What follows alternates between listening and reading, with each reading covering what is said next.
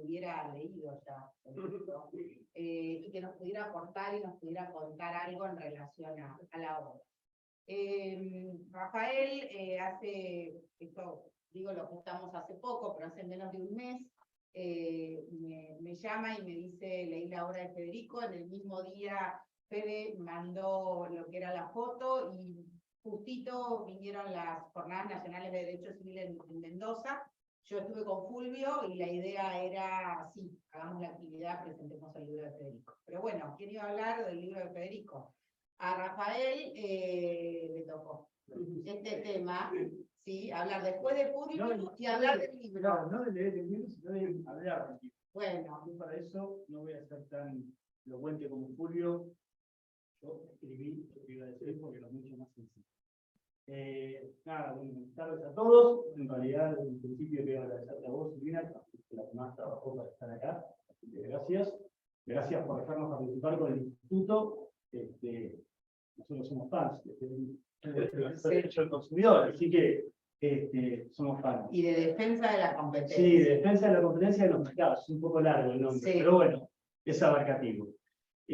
Nada, déjenme decirles que, como decía Silvina, cuando empezamos a organizar esto de la presentación del libro, un amigo que tenemos en común con Federico Gonzalo, me dijo que él le parecía interesante traer a alguien que sea experto en la materia, algún ingeniero, porque esto él creía que podía enriquecer la presentación del libro.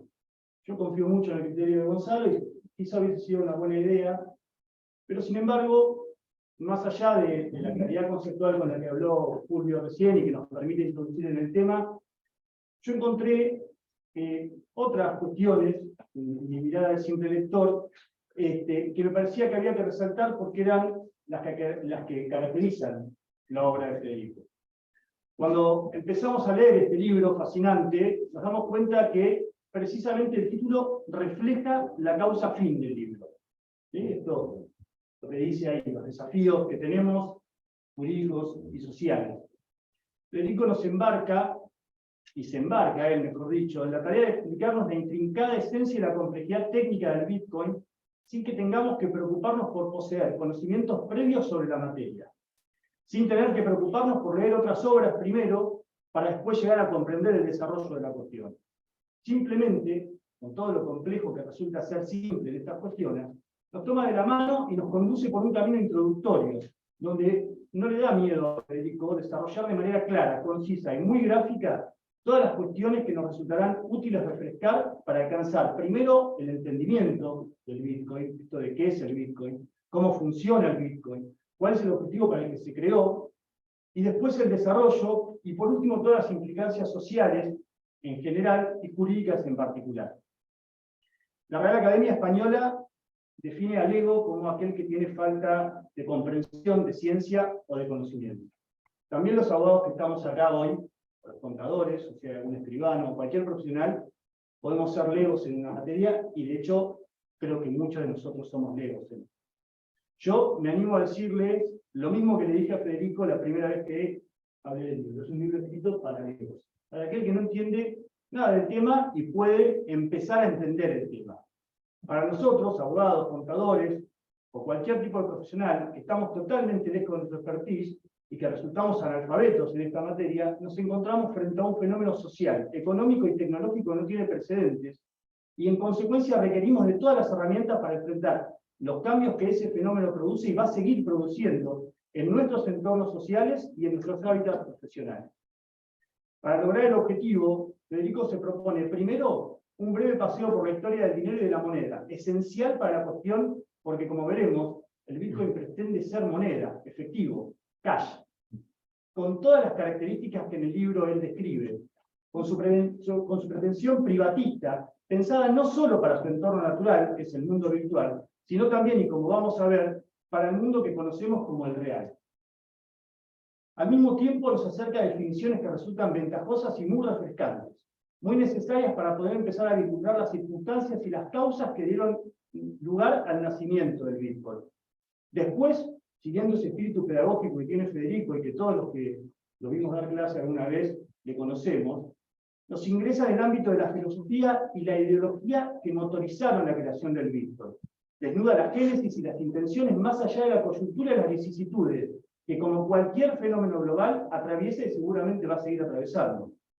Aquellos que nos gusta la historia y su conocimiento, sabemos que los procesos históricos, los hechos que definen los destinos de la humanidad, no resultan ni aislados ni espasmódicos.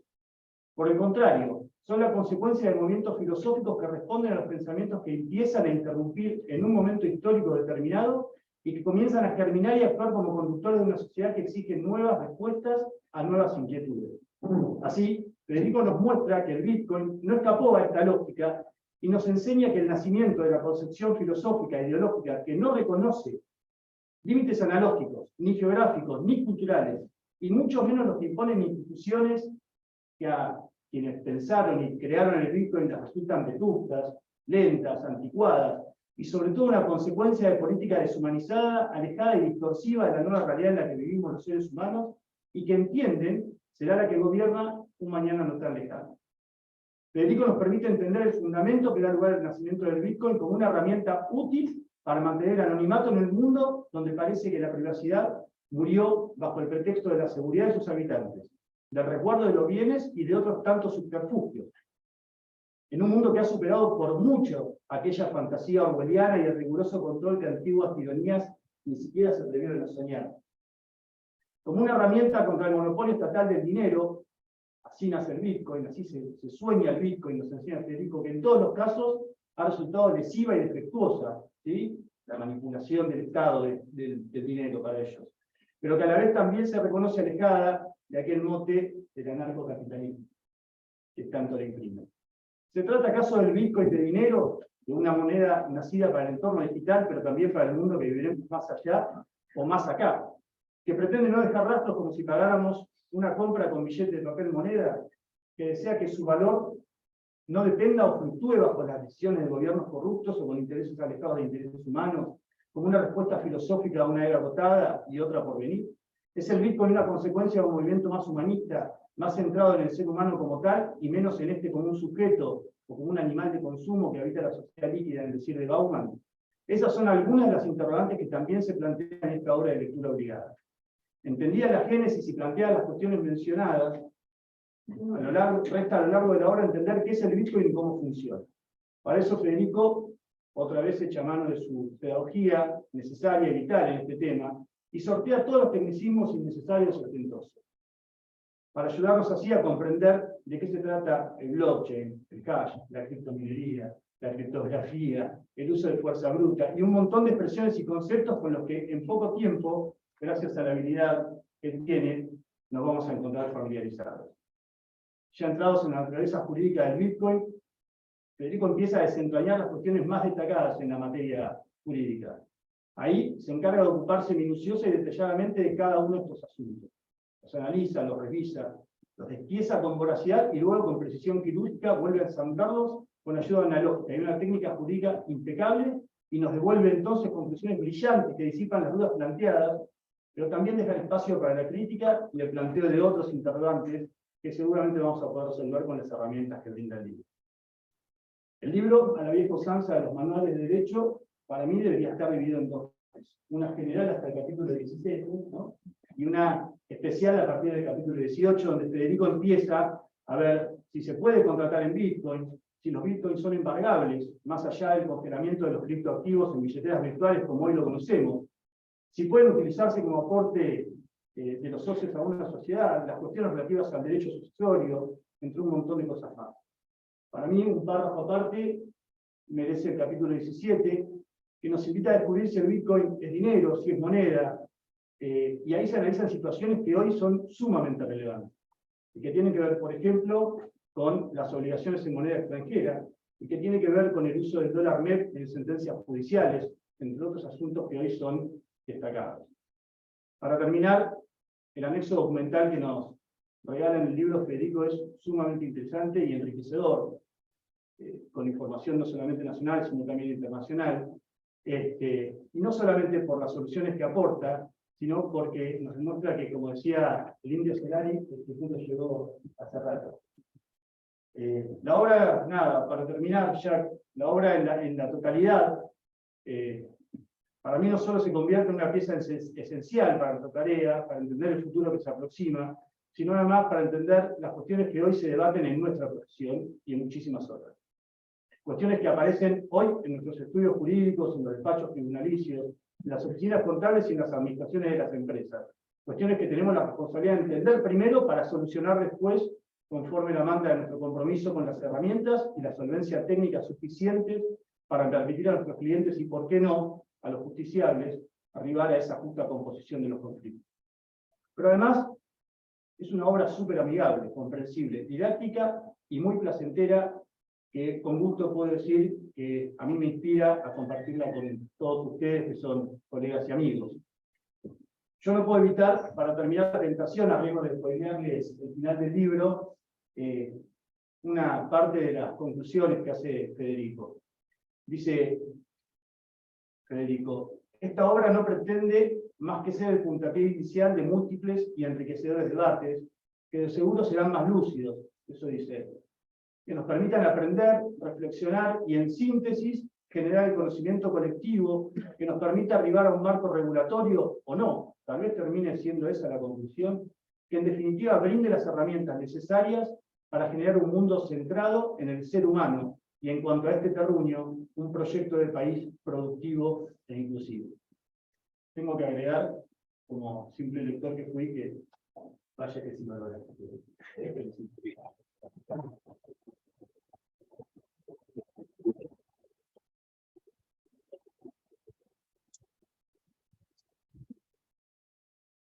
Bueno, antes de que arranque Federico, quiero compartir que está con nosotros el director del Departamento de Derecho Privado, y para quienes estuvieron en nuestra facultad, seguramente todos conocen al doctor Carlos de Rosa.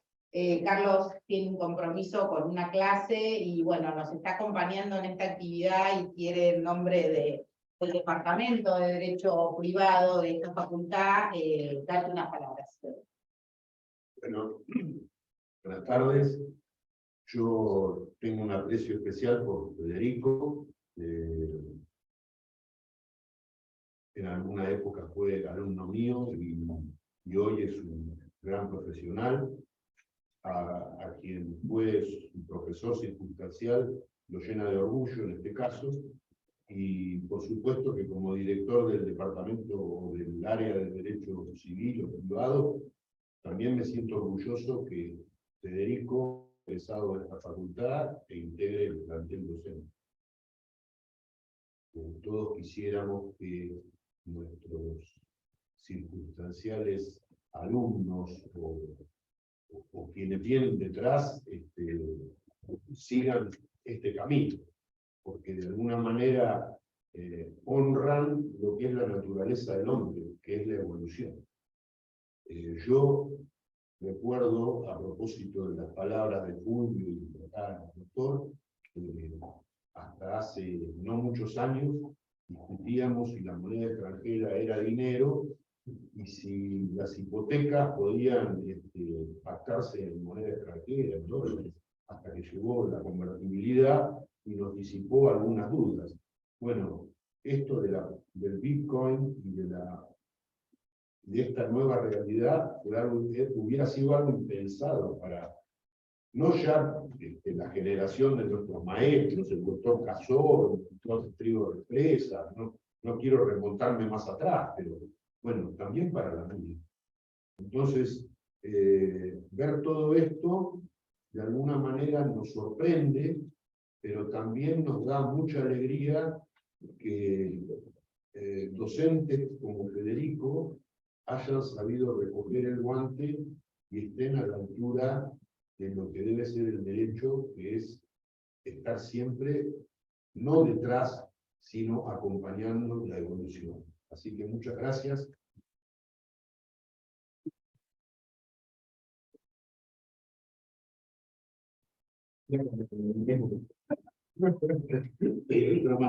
Bueno, buenas tardes. Gracias. Gracias, Carlos. Gracias a ustedes. Ahora sí, el protagonista de la fiesta. Bueno, qué difícil hablar de tantos amigos, bueno, en presencia de tantos amigos y amigas.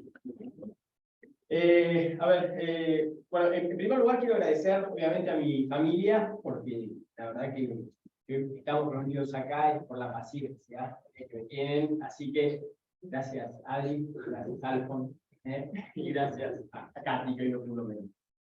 A su vez quiero agradecer a mis amigos, muchos aquí presentes, a los que torturo en cada encuentro y cada cena con los temas de inteligencia artificial, de tecnología y como hoy de criptomonedas en cada una de las charlas, pero de las cuales también surgen ideas que enriquecen y que son parte también de esta obra. A mi amigo Gaspar, que mientras corremos le hablo sobre criptomonedas y lo vuelvo loco, así que fue parte de la elaboración de esta obra.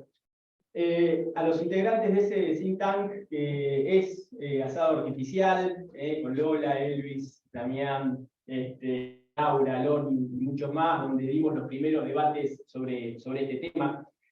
Quiero agradecer muy especialmente a la facultad, quiero agradecer a las autoridades, y en particular a mis muy queridas Titi Berardo y Silvina, porque la verdad es que juntos nos animamos a dar un paso valiente, como lo fue el hecho de ser la primera universidad nacional del país que incorporó como materia obligatoria el estudio de la inteligencia artificial y su impacto en el derecho y todos los desafíos que nos plantea ese mundo virtual. Por lo tanto, la verdad es que no es fácil ser disruptivos en un escenario como el presente, y sobre todo con estructuras tan anquilosadas como son las universitarias. Cambiar un programa de ese tipo y animarse a hacer o introducir de manera obligatoria, esto revela sinceramente un acto de valentía. Y por el otro lado, haber instaurado una diplomatura que generó muchos profesionales, como nuestro querido amigo Rafa, que en realidad también pasó por esa diplomatura. Quiero agradecerle a los alumnos y alumnas y exalumnos de la Cátedra de Derecho, de Inteligencia Artificial, Tecnología y Derecho, que están acá presentes y que siguen vinculados a la currícula y pensando sus futuros en clave tecnológica, que para nosotros es fundamental. Gracias Nica, Simón, More, Franco, Juan, que está, bueno, en fin, a todos y todas. A mi querido amigo Julio Santarelli, no solo por confiar en esta obra como director de Thompson, sino también por dedicarnos hoy su tiempo para la brillante exposición que nos regaló y que a su vez viene desarrollando en los últimos tiempos con análisis cada vez más exquisitos sobre el impacto de la inteligencia artificial. A Rafael Luena, porque me hizo emocionar, ayer me decía que voy a leer lo que voy a decir, digo, no, sorprendeme, bueno, no sé, tendría que haberlo leído antes. Y bueno, y el trabajo para poder hacer también posible este encuentro junto con Silvia. Bueno, y a todos y a todas por estar aquí esta tarde. A ver, ¿por qué esta obra? ¿No? ¿Por qué esta obra? En primer lugar, porque, y esto se los digo permanentemente a nuestros estudiantes, ¿no? Porque creemos necesario y urgente instalar una agenda de futuro que permita volver a colocar a la Argentina en el rol de liderazgo dentro de la región que desde hace un largo rato ha abandonado. Mientras nuestros vecinos, como Chile, debaten hoy una ley sobre neuroderechos que nuestros estudiantes también han trabajado e investigado, mientras Brasil ha dictado una nueva ley de protección de datos siguiendo el reglamento de protección de datos personales de la Unión Europea, y se apresta ahora a debatir una legislación para la regulación de los avances en materia de inteligencia artificial, y vengo de Colombia, donde están en este momento ya implementando una normativa para regular la justicia 5.0, nosotros seguimos ensayando fórmulas para problemáticas del siglo XIX y XX. Y lo mismo sucede con nuestras universidades. El otro día un gran maestro, Antonio Martino, uno de los alumnos de Bobbio, que tuve la suerte de conocer en Colombia, una persona muy joven de 85 años, me decía que enseñamos de manera fantástica el derecho del siglo XIX. Y tiene razón. Enseñamos de manera fantástica un derecho que ya parece que no existe. Y no tomamos notas de los cambios que se han producido en las primeras 2 décadas del siglo XXI. Por eso esta obra es producto de esa corajeada de Titi, de Maika, de Silvina, que en el año 2018 nos escucharon y se animaron a incorporar una materia disruptiva con carácter obligatorio para todos y todas los alumnos y alumnas de nuestra facultad. No es fácil, insisto, romper moldes, ellas lo hicieron. Pero además, insisto, ¿por qué esta obra? Porque para enseñar en tiempos tan vertiginosos como los que estamos viviendo hoy, nosotros como docentes nos encontramos obligados a estudiar todos los días los cambios que el nuevo mundo nos propone. Y así fue que con la cátedra publicamos en forma contemporánea con el inicio de la pandemia la obra titulada Inteligencia Artificial y Derecho, donde plasmábamos el resultado de los debates que habíamos dado en ese genial grupo de asado artificial y que era un norte para los alumnos que transitaban por nuestras clases. Pero en ese avance, uno de los temas que se presentaban esenciales era el de este mundo inmaterial que trajo consigo las criptomonedas a partir del año 2020. Y ante su avance, lento por momentos, rápido en otros, pero inexorable en todos, comencé a preguntarme qué haría el derecho al tiempo de enfrentarse con un conflicto legal suscitado en torno a las criptomonedas. Y en particular, ¿qué haría un juez si le llegase un conflicto vinculado con las mismas? Y fue así que comencé entonces a elaborar esta obra, yendo de los fundamentos, como bien decía Rafael, de los fundamentos ideológicos y técnicos, para avanzar luego en su análisis puntual desde el campo del derecho. Con esa base, entonces, les pido un ratito y les hago una presentación de los distintos puntos de la obra. ¿Por qué Bitcoin? No solamente porque es la primera criptomoneda, sino, y la madre de todo este decantar, sino porque, a diferencia de todas las otras criptomonedas, que no quieren ser moneda, sino que simplemente son una herramienta para financiar, facilitar el uso de otras facilidades, Bitcoin desde sus orígenes quiso ser moneda, no tuvo otra pretensión que ser moneda y quiere ser moneda. Por eso, en la obra, en los primeros capítulos, lo que hacemos es, en primer lugar, como es moneda, hacer una historia de la moneda, volver a visitar eso que damos por hecho. Siempre entendimos que los que emitían moneda eran los estados, y por lo tanto vimos cómo surgió, cómo apareció, por qué el Estado se lo apropió, por qué el Estado lo monopolizó, y cuál era la ventaja en los orígenes de que el Estado fuera el único que proveyese dinero al mercado.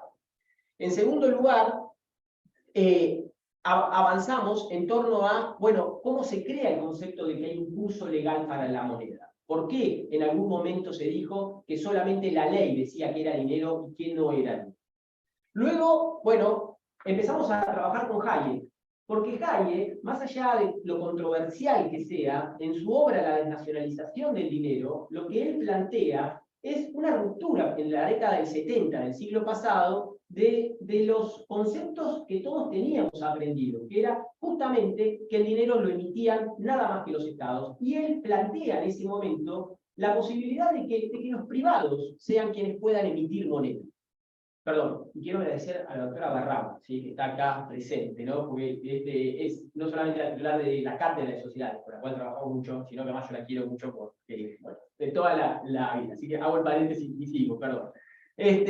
Sino porque Hayek, en realidad, lo que plantea en los hechos es que los particulares podían imprimir dinero mejor que los estados. Yo debo ser sincero, yo tengo mi corazón con el Estado. Para mí el Estado es fundamental, sobre todo para proteger a los débiles. Pero lo interesante de Hayek es que viene a romper algo que nadie cuestionaba, y que era que solamente los estados estaban capacitados para hacerlo. Por eso Hayek, en su obra, La desnacionalización del dinero, sin quererlo, empezó a sembrar la semilla para lo que van a ser las criptomonedas.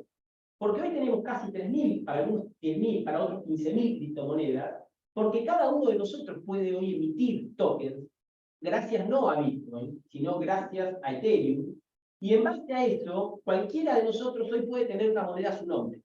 Y entonces lo que dice Hayek es que las monedas que van a perdurar son aquellas cuyo emisor genere respeto en los terceros y sea consecuente con la idea de mantener el poder adquisitivo de esas monedas.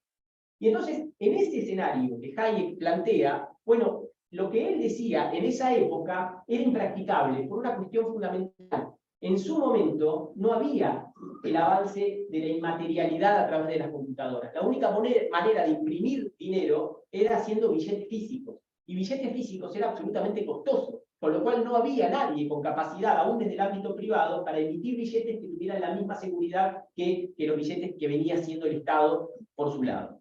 Pero lo que dejó Hayek fue la idea sobre la que empiezan a trabajar muchos de los técnicos. Por ejemplo, Nick Szabo, que es abogado y es informático. Y Nick Szabo, en la década del 80, empieza a trabajar con una idea de por qué no crear un dinero distinto y sobre todas las cosas que permitiese usarse a larga distancia y que no revelase información sobre nosotros, que fuese silencioso. Por eso, la idea es trabajar sobre cuáles son los usos del dinero, porque nos va a servir después para entender a ver si esos usos del dinero los cumple o no el Bitcoin, cuál es el valor del dinero, y entonces esta idea de que el dinero vale lo que nosotros socialmente determinamos. Para nosotros el peso valía $1 hace 25 años, hoy vale 298 pesos $1. Entonces, eso es en base a ¿qué? A lo que socialmente empezamos a adoptar como valor del dinero. Y por el otro lado, un elemento que es fundamental para que haya aparecido el Bitcoin.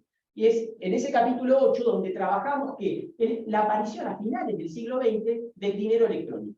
De hecho, ustedes van a ver que, por ejemplo, en esos pasajes damos cuenta de lo que sucede en Suiza y en Dinamarca, donde Suiza tuvo que replantearse la idea de la supresión del efectivo. El 3% del circulante en Suiza es en efectivo.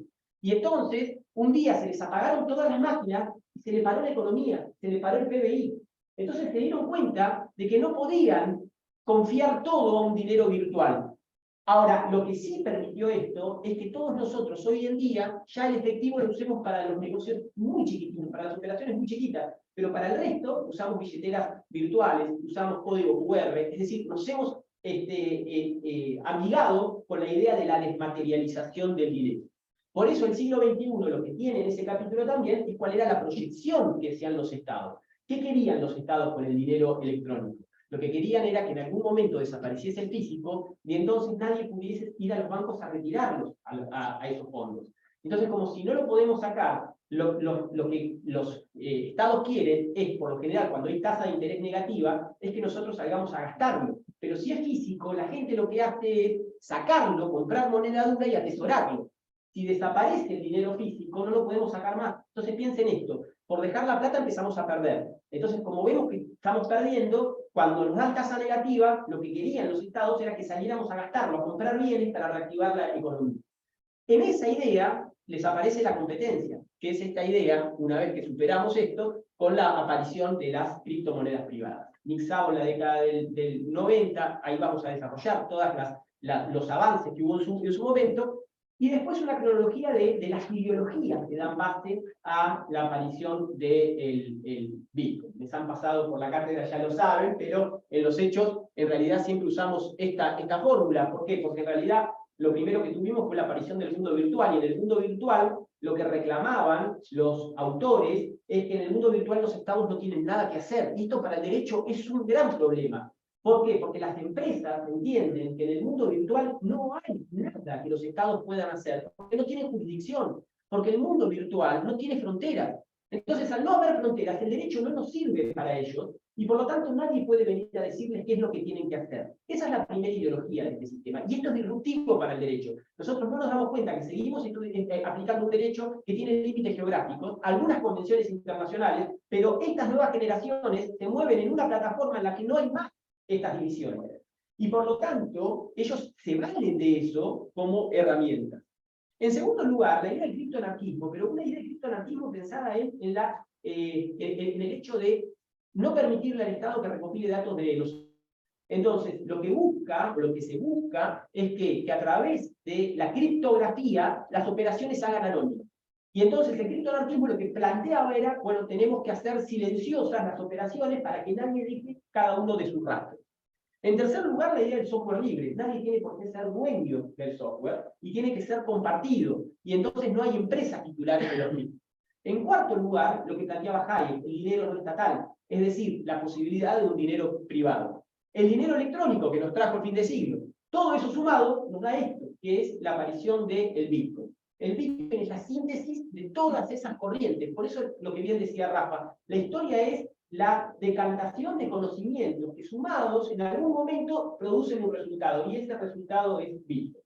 Bitcoin, creado por Satoshi Nakamoto, alguien que no sabemos quién es, que es un seudónimo y que está perfecto que no sepamos quién es, porque si va a ser un sistema descentralizado, la idea es que no tiene que haber un dueño, que es lo que le pasa a Ethereum. Todos hablamos de Vitalik Buterin, y entonces lo personalizamos en él a Ethereum. En cambio, Bitcoin no tiene dueños, somos nosotros los que formamos parte de ese ecosistema. Por eso es que este origen de Satoshi Nakamoto es en realidad una idea que pueden ser una, varias, muchas personas, algunos dicen que es Nick Szabo, él lo niega, por lo tanto es una creación fantástica, en el cual lo que busca es fundamentalmente, primero, la desaparición de la intermediación de las entidades financieras. Es decir, buscar que las operaciones sean de persona a persona. Y por lo tanto, que desaparezca ese grupo de poder que recopila información sobre nosotros. Segundo punto, la irreversibilidad de las operaciones.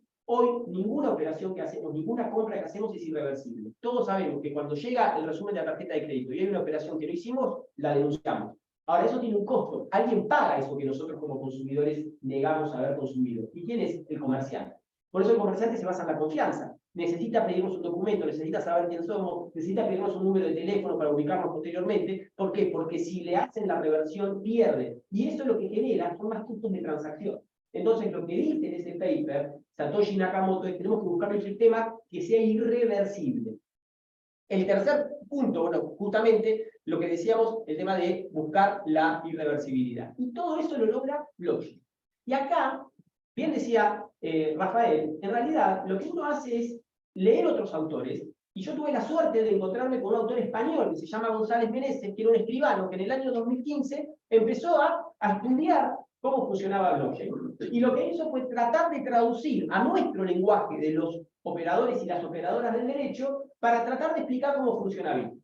Cuando empezamos a avanzar con sus enseñanzas, más todo lo que veníamos leyendo, empezamos a entender mucho más. Y eso es lo que tratamos de hacer en el libro. Explicar la parte técnica en un lenguaje que sea amigable para todos nosotros, que no somos técnicos, para entender el funcionamiento de la blockchain. Una blockchain que desde los comienzos se enseña que es distribuida, porque en realidad lo que hacemos es cada uno de nosotros tiene una copia de todos los registros de las operaciones. Es decir, es como si todos nosotros tuviéramos una copia de todos los registros bancarios, pero no de todos los clientes del banco en cada una de nuestras computadoras.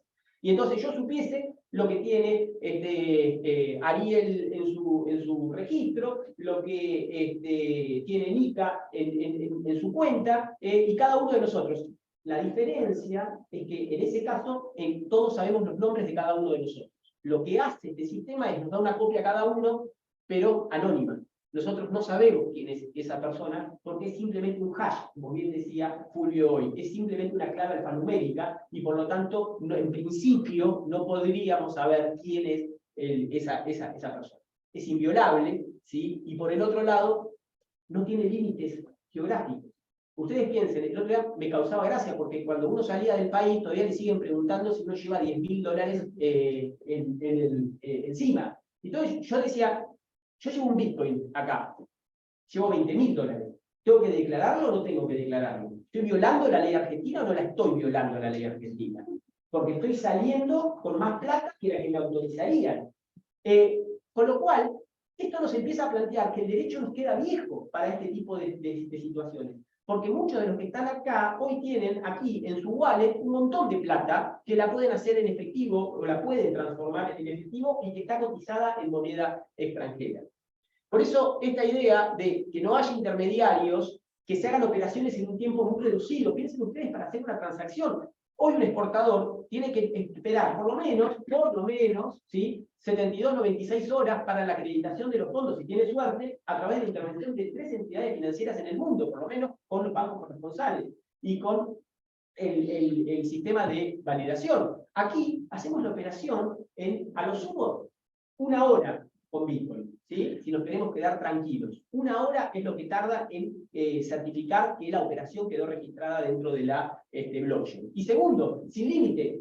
Podemos transferir lo que queramos, miles de millones de dólares, si queremos en un solo acto de una billetera a otra. Y por último esto, esas operaciones son irreversibles. Una vez que yo lo envíe a otra billetera, a otra dirección pública, si esa persona, que no sé quién es, no me lo devuelve, no lo puedo recuperar. Y esto para el derecho también es una transformación. Estamos acostumbrados nosotros a el pago sin causa, el enriquecimiento sin causa, el hecho de la repetición. Eso desaparece desde el momento en que estas operaciones pasan a ser irreversibles. Por eso es que, por el otro lado, la emisión monetaria ya no depende de los estados, cuánto vamos a emitir. Es una buena herramienta en periodos de crisis, sino que aquí, en el caso del Bitcoin, ya está establecido cuánto es lo que se va a emitir hasta el año 2140, que van a ser 21 millones de Bitcoin. Y esto se emite cada 10 minutos. Cada 10 minutos hay emisión de esos Bitcoin que se los van a dar a los mineros. Hoy, por ejemplo, la recompensa es para aquel que ahora vamos a ver, cierra un bloque, son 6 Bitcoin 25 cada 10 minutos que se emiten en el mundo. En síntesis, anonimato, las dos partes pueden realizar la transacción sin revelar su identidad, y acá se cumple una de las funciones que quería Satoshi. Satoshi dijo que el Bitcoin lo que quería que fuese el dinero en efectivo del mundo virtual. Un dinero en efectivo que, como nos pasa hoy, cuando vamos a cualquier comercio y compramos con dinero, ni sabemos cómo se llama el comerciante, y el comerciante sí, bueno, tendría que entregar el ticket, pero él no sabe cómo nos llamamos nosotros. En cambio, cuando compramos con tarjeta, nosotros estamos dejando una cantidad de datos que después la inteligencia artificial aprovecha para parametrizarnos a cada uno de nosotros y aplicarlo en todos los ámbitos de la vida. Fulvio decía vinculado con el consumo, en realidad vinculado con el derecho, con el acceso al trabajo, con la posibilidad de un ascenso, con el ingreso a una empresa de medicina prepaga, con una posibilidad a futuro de matrimonio, por ejemplo, entre otras posibilidades, o mismo del amor a través de Tinder. Con lo cual, la idea de la descentralización es que las operaciones se hacen de manera directa, ya no hay más un intermediario como el banco, que desaparece, y además la irreversibilidad. Ahora, en el capítulo siguiente, vemos cuáles son las formas para adquirir el Bitcoin, es decir, cómo se origina el Bitcoin. Y esto es muy importante también. ¿Por qué? Porque eso va a determinar nosotros, como operadores y operadoras del derecho, qué vamos a poder hacer en el futuro para embargar esos Bitcoins. Y cuando hablo de Bitcoin, lo extiendo a otras criptomonedas. ¿Cómo podemos hacer para embargarlos? Y en principio, lo que vamos a ver es que los mineros, lo que van a hacer en realidad son máquinas. No existen mineros como tales, son estos dispositivos, placas de video, que en realidad se hacen granjas, como las que ven ahí. Argentina tiene una de las más importantes en la Patagonia, donde todo el tiempo está minando de Bitcoins. Y en los hechos, lo que se hace es a través de lo que se conoce como Proof of Work, una práctica que creó Bitcoin, que siguieron las otras plataformas, la mayoría, y que hoy están empezando a abandonar por lo que se llama Proof of Stake, producto de que esto genera un consumo de electricidad impresionante. De hecho, hoy Bitcoin a nivel global consume más electricidad que Suiza en el mismo tiempo, que todos los suizos en el término de un año. En realidad lo que vemos ahí son distintos mineros que están compitiendo al mismo tiempo. ¿Para qué? Simplemente para verificar todas las operaciones, transacciones que se hacen, y eso se hace en la blockchain. Se plantea en un registro que lo único que hace es llevar las operaciones. ¿Cuántos Bitcoin pasaron de una clave pública a una clave privada a una clave pública? Lo que van a quedar son las dos claves públicas graficadas, que es de la clave pública de Juan, me la pasó a mí, pero nadie sabe si es Juan y si soy yo. Son dos claves públicas nada más, que son alfanuméricas. Y en base a eso, una vez cada 10 minutos van a cerrar ese bloque, y lo van a cerrar haciendo ¿qué? Haciendo esto que se llama hasheo, que es en realidad ONONS, que es encontrar un número de manera tal que ese número, que puede ser en 0 y 10.000 millones, una vez que encuentra ese número le tiene que dar la cantidad, es decir, ese número tiene que generar un hash, que el hash lo que hace es darnos una clave alfanumérica después de barrer una imagen o un texto, que tenga que empezar con 5 ceros. Entonces, ¿qué hace cada máquina? Cada una de estas máquinas, cada uno de estos nodos empieza a probar con el número 1, con el número 2, con el número 3, y a cada una de las máquinas el sistema le da un acertijo distinto. ¿Y esto por qué? Para que el que tiene más potencia no se quede siempre con todas las criptos.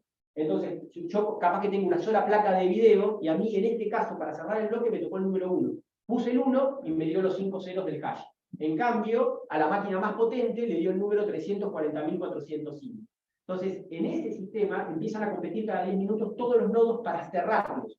Y decimos que es una hora porque lo que se puede dar son bifurcaciones. Es decir, como dos máquinas pueden resolver al mismo tiempo, pueden ser que las otras empiecen a seguir ese bloque que cerró cada una, que es distinto uno de otro, y entonces después de 4 bloques, aquella que tiene más seguidores es la que termina imponiéndose. Entonces después se suman todas, y en consecuencia de ahí en adelante sigue esa línea. Por eso lo que vemos acá es cómo funciona. ¿Por qué se llama blockchain? Porque es una cadena de bloques donde cada bloque empieza con el hash del bloque anterior, y eso es lo que los encadena, y por lo tanto es inmodificable, es inmutable. Ahora, hay dos formas. Una es haciendo, como dijimos recién, minería, pero la otra forma es comprando las criptomonedas. Yo las puedo comprar de manera directa. Si alguien aquí tiene cripto, yo le puedo entregar el dinero en efectivo y él me transfiere a mi billetera, a mi clave pública, o lo puedo comprar, y acá empieza el escenario interesante para los operadores y las operadoras del derecho, que son los intermediarios. Como la mayor parte de la gente no sabe cómo se maneja la blockchain, cómo se manejan las wallets, entonces, ¿qué hacen? Terminan en lo mismo que son los bancos, los intermediarios. Entonces aparecen las exchanges. Las exchanges, en realidad, lo que van a hacer es el símil de los bancos en el mundo virtual para comprar criptomonedas. Entonces, cuando yo no sé, lo que hago es abro una cuenta en una exchange, y al abrir la cuenta en la exchange, lo que estoy haciendo es poner una clave, como la misma que pongo en el home banking, y por lo tanto, ahí se me empiezan a acreditar las criptomonedas que yo vaya a comprar. Ahora, esto es fundamental entenderlo. ¿Por qué? Porque lo que vimos, o que vamos a ver ahora, es que eso que nosotros, con esas cripto que nosotros compramos, las podemos alojar en distintos tipos de billeteras. Las billeteras que se llaman carteras frías, que son unos como tipos pendrive, donde uno en realidad baja la clave privada, que es en realidad el derecho de propiedad que uno tiene. Sobre esa clave privada es la que uno va a aplicar para poder disponer y transmitirle a otro sus fondos, y por eso es clave asimétrica, tiene una clave pública y una privada. La pública es la que yo les doy a ustedes para que sepan a dónde enviarme los fondos, y con la privada es con la única que puedo disponer. Entonces, lo fundamental del Bitcoin es que si yo pierdo la clave privada, perdí todo lo que tengo. ¿Por qué? Porque la única manera de disponer de esos Bitcoins, si yo tengo una billetera fría, es a través del uso de esa clave. La billetera fría, ¿por qué se llama fría? Porque está desconectada a Internet. Es decir, yo bajo la información, la saco ese pendrive, lo pongo en mi caja de seguridad. Entonces, ojo, porque si yo lo pongo en mi caja de seguridad del banco y yo embargo la caja de seguridad del banco, yo puedo entonces hacerme de esa clave privada, con la cual entonces cobrar, hacer que mi cliente se cobre de los fondos que esta persona tiene. Entonces, tenemos que empezar a ver, bueno, ¿tiene caja de seguridad? Sí, bueno, a ver, ¿podemos abrirla, embargar la seguridad para ver si tiene ahí una billetera fría? Bueno, si tiene una billetera fría, entonces capaz que encontremos una solución al litigio que estamos tramitando. Después tenemos aplicaciones de software online, donde en realidad ya en esos casos yo la puedo bajar a la billetera, que es una aplicación a mi teléfono, pero el problema ahí es que toda la seguridad del sistema me lo estoy haciendo cargo yo. Es decir, que si alguien me hackea el teléfono, se puede quedar con mis claves. Entonces, en ese caso, tengo que tener un buen firewall, tengo que tener un buen medidas de seguridad. ¿Para qué? Para que no me ataquen. La tercera es directamente dejar mis bitcoins, que en realidad no es mi bitcoin, sino mi clave privada, en manos de una billetera administrada por terceros. El problema, al igual que la exchange, es que esa billetera cerró y se llevó mi clave. Con lo cual se llevó mi bitcoin. Si no tengo la clave privada, me quedé sin nada. El grueso hoy de los mortales que tienen criptomonedas, las tienen ¿dónde? O en una billetera en la nube, o lo tiene en una billetera en una exchange. Entonces, en ese caso, la persona, la gran discusión es si es dueña o no es dueña de esas criptomonedas. Y estos son los debates que empezamos a dar. ¿Por qué? Porque empezamos a hablar de cuál es la naturaleza jurídica del Bitcoin. Empezamos a hablar si en realidad no tenemos que más que hablar del Bitcoin, hablar de la titularidad de la clave privada. Porque sobre lo que ejerzo dominio es sobre la clave privada. Esto es lo de la clave asimétrica, clave pública y clave privada. Yo voy a compartir mi clave pública, que ustedes en realidad lo que van a ver es S1, B, B2, con lo cual nadie sabe quién soy yo. Lo único que yo digo es, tomá, mandá la plata acá, y cuando voy a disponer, lo hago con aquella, que es la secreta, que es esa clave privada, y que cuando abro la billetera lo que me va a dar son lo que se llama las frases semilla, que son, por lo general, 12 palabras, que las tengo que guardar, porque si mañana yo me olvido mi clave o no la escribí, puedo recuperarla de la billetera original a través del uso de esas palabras. Esas palabras yo las tendría que escribir en un papel, lo más seguro, y guardarlas en mi caja de seguridad. Entonces, con eso yo podría recuperar mañana mis criptomonedas. Entonces, llegamos ahora sí al punto. ¿El Bitcoin qué es? Es moneda, y a nosotros nos parecía interesantísimo en este libro plantear un punto, un antes y un después, porque ustedes lo que van a leer en toda la doctrina argentina es que en realidad es un bien inmaterial regulado por el artículo 15 y 16 del Código Civil y Comercial. Y eso en realidad nos trae grandes problemas, porque estamos hablando de bienes que no son cosas, y cuando le queremos aplicar el capítulo de obligaciones para bienes que no son cosas, no encuadran con la naturaleza jurídica del Bitcoin.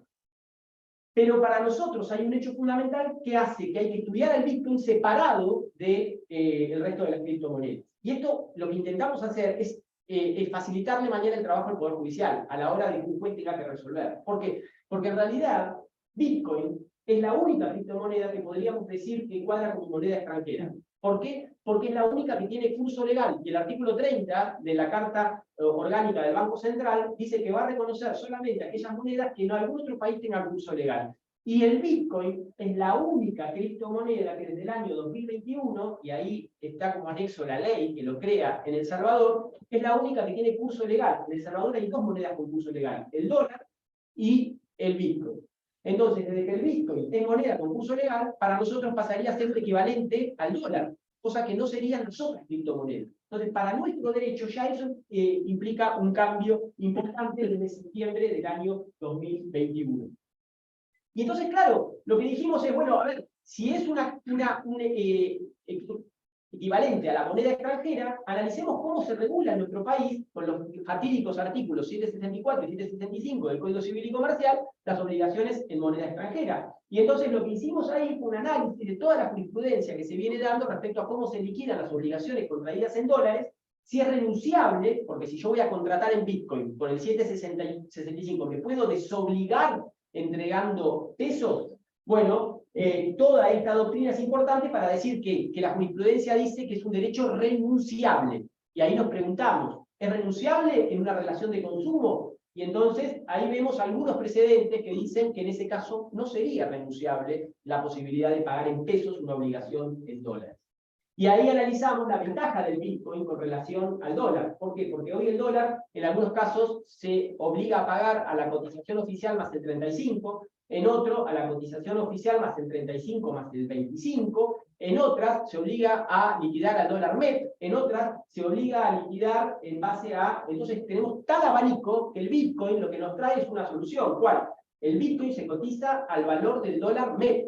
Entonces, si yo pacté Bitcoin, la única posibilidad, si me quieren pagar en pesos, es que me van a pagar al dólar MEP.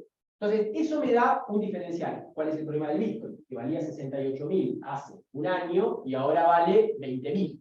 Bueno, ese es el problema de la fluctuación. Pero mientras se mantenga estable, parece ser una solución más interesante que la de los dólares. No, ya lo calcé, ¿no? Ya termino.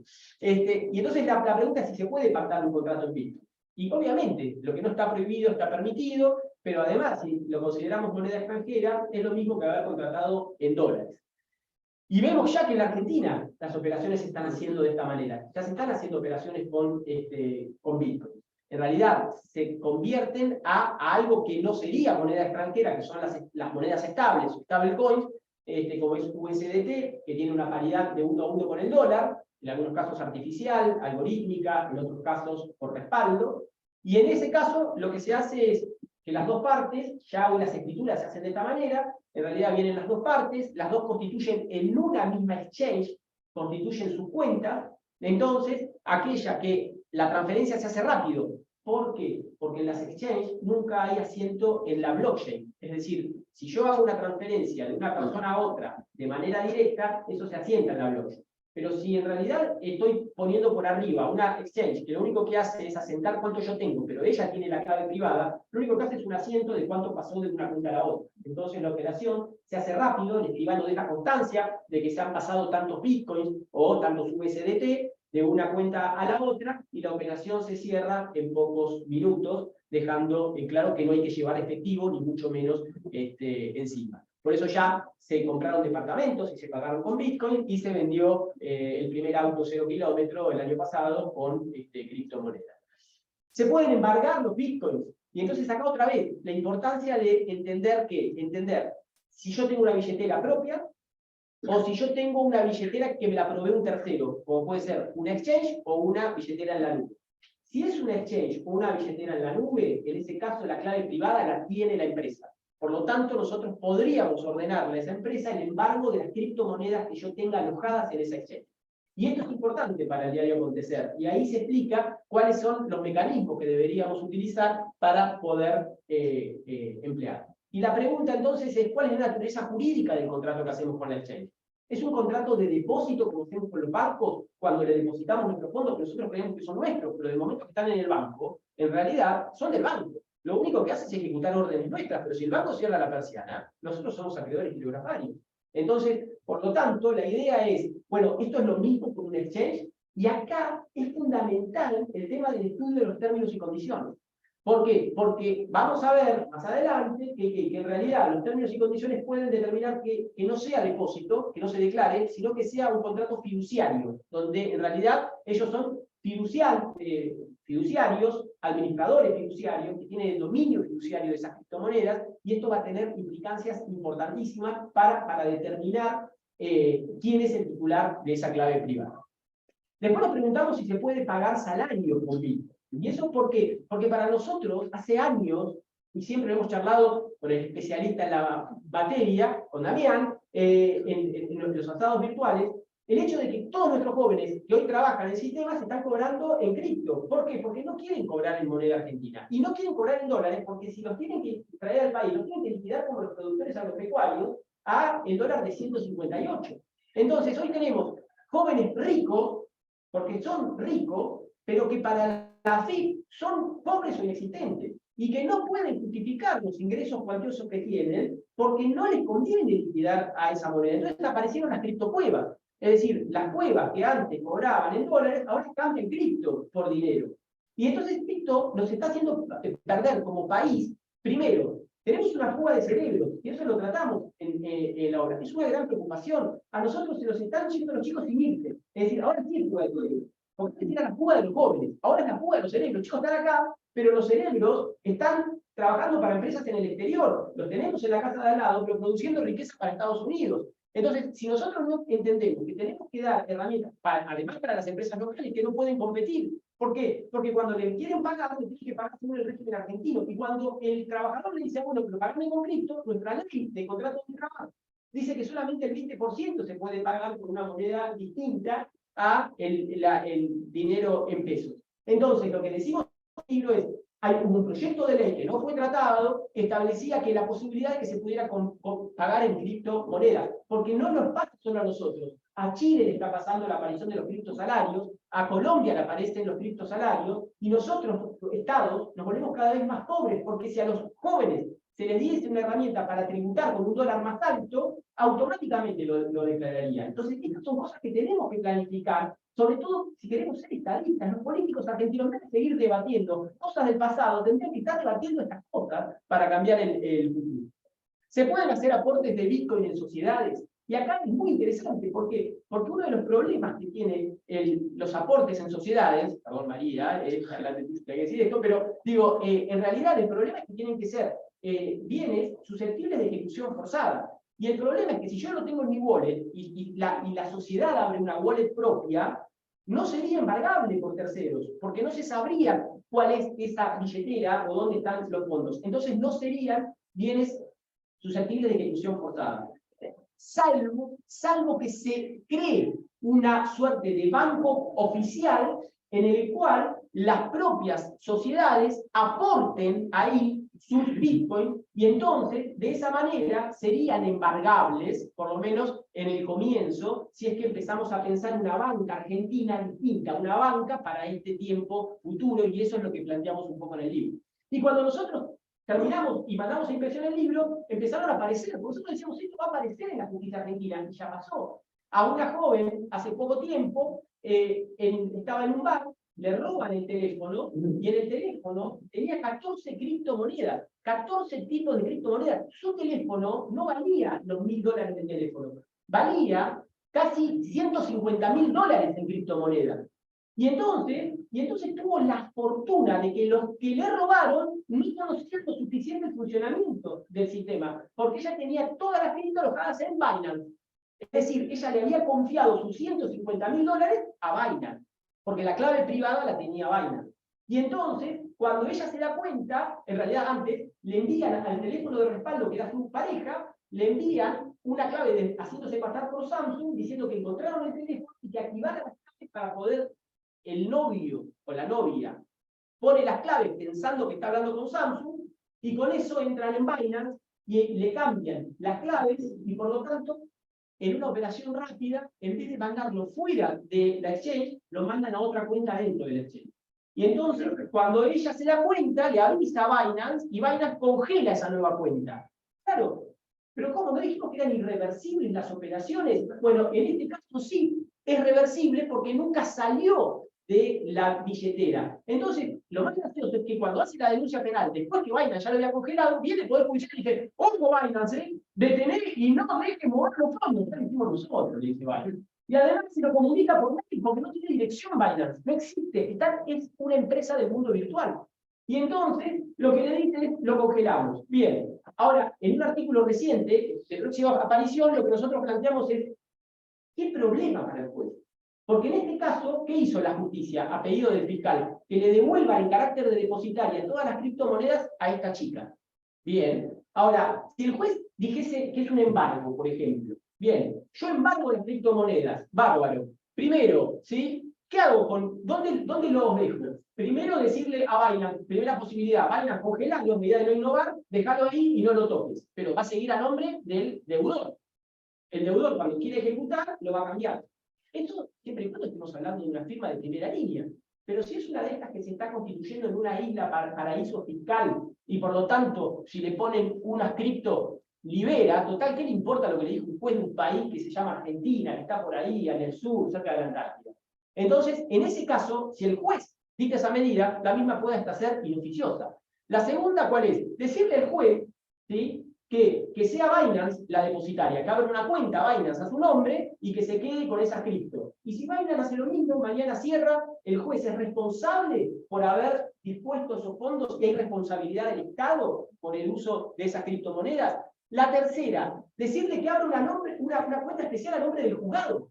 Es decir, una cuenta a nombre del juez en una plataforma de exchange que puede estar en cualquier lugar del mundo. Bueno, en ese caso, sería la lógica con la cual estamos hoy. Los embargos se hacen a nombre del juzgado en el expediente en particular. Bueno, si esa fuese la decisión, estaríamos confiando en un tercero particular no invitado que retenga esos fondos. La cuarta es que el juez abra una wallet propia. Que el juez diga, yo abro una billetera para cada causa y por lo tanto yo tengo la clave privada, mándenme los fondos y yo lo uso. Ahora, revisemos que al juez no le pase nada. Recemos que no lo retienen, porque si el juez le pasa algo, los fondos embargados desaparecieron. Entonces, ¿qué vamos a hacer? Lo que se llama el sistema de clave compleja o de clave múltiple, donde lo que ensayamos ahí como propuesta es que haya 3 firmantes y que cada uno conozca la clave del otro, pero no del tercero, para que no haya ninguna posibilidad de contubernio, estafa o que alguien sea fraudulento. Entonces, si le pasa algo al juez, o el secretario o el PRO sabe la clave del juez. Si le pasa algo al secretario, el juez o el PRO sabe la clave del secretario. Y entonces de esa manera, entre los 3, ahora, que lo viajen juntos los 3,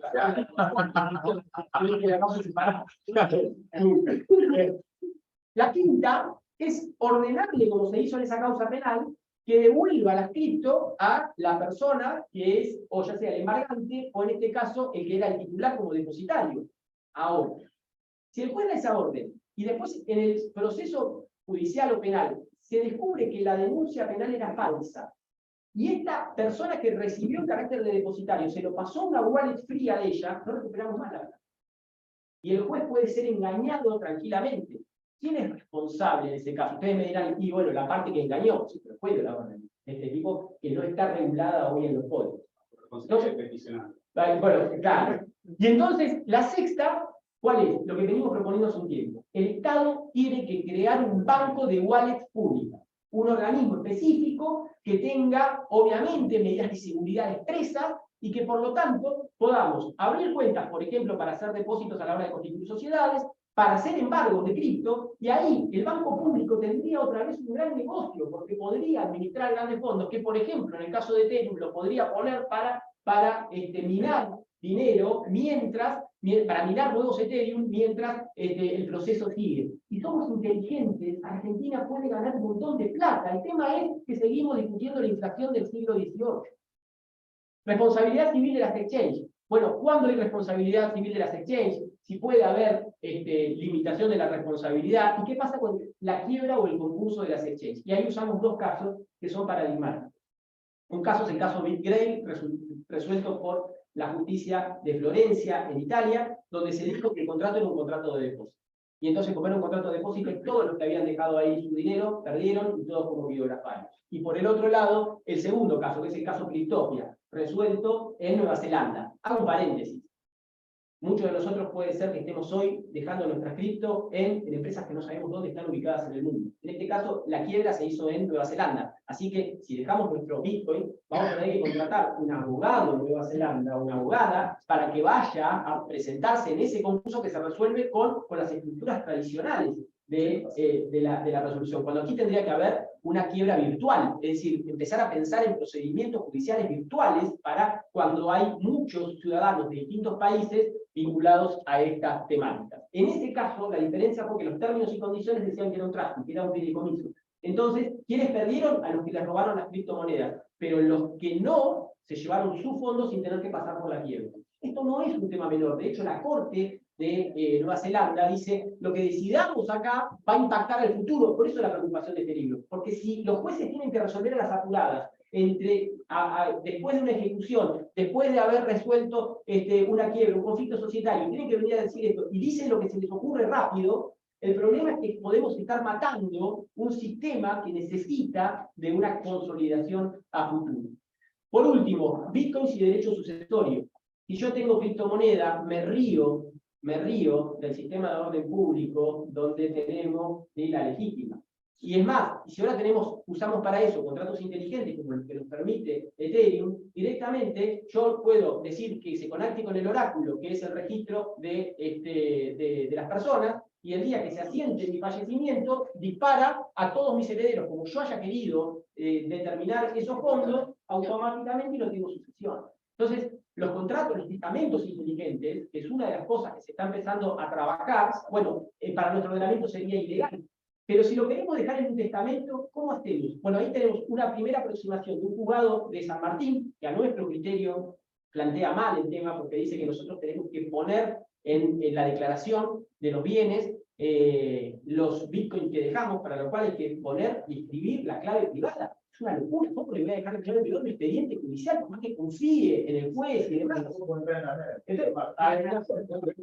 Entonces, lo que sí se podría hacer es establecer ahí, por ejemplo, lo que damos ahí son algunas posibilidades que se podrían utilizar para que en el testamento figure que dejo tantos bitcoins, pero no dejar ahí la clave, sino establecer dónde va a estar esa clave y por lo tanto pasar por el procedimiento sucesorio.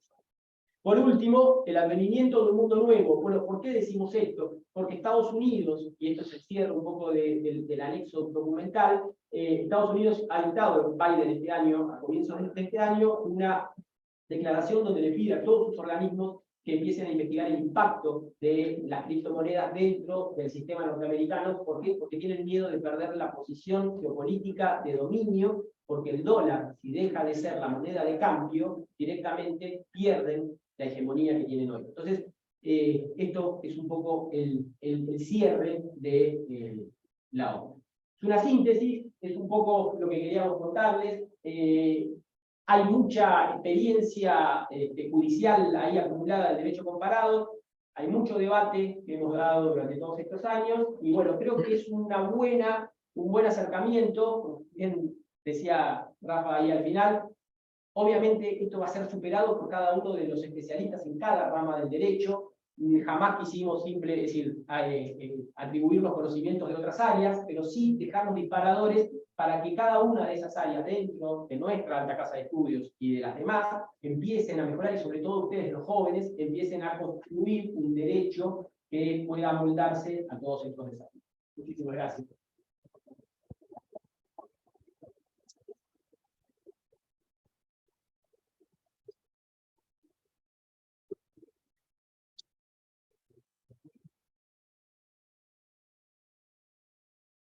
escaneando el QR, les va a llegar un enlace para ver el libro 72 horas para poder ir hojeándolo y después ir a comprarlo, ¿no? Obviamente. Pero...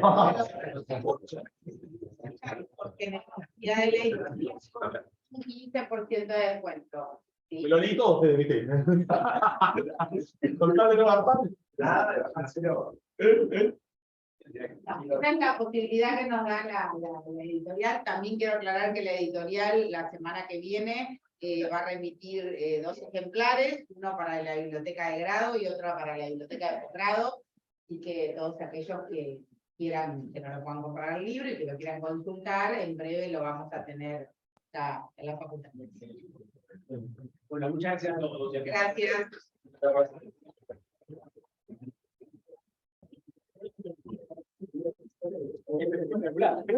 Bueno, ¿no?